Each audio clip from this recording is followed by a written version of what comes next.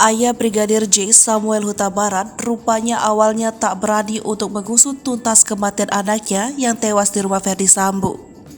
Hal tersebut diungkapkan oleh bibi Brigadir J, Rohani Simanjuntak, yang memang sejak awal sangat menggebu mengawal kasus kematian Yosua Huta Barat.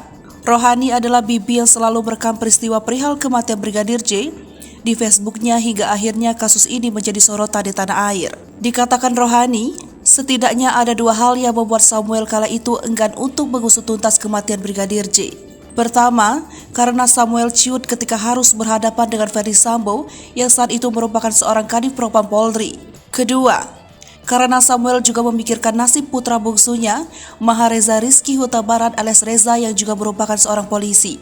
Padahal sejak awal, Samuel juga menyadari banyak kejanggalan perihal kematian anaknya. Namun Rohani bersikeras bahwa kematian Brigadir J harus diusut tuntas. Rohani pun sempat emosi kepada ayah Brigadir J yang seakan sudah ciut untuk memperjuangkan kasus kematian Yosua. Padahal Rohani menegaskan dirinya siap menjual apapun yang dimilikinya asal kematian Brigadir J ini diusut tuntas. Bahkan kata Rohani, lebih baik Reza tak usah jadi polisi ketimbang harus merelakan penyebab kematian Brigadir J yang tak diungkap.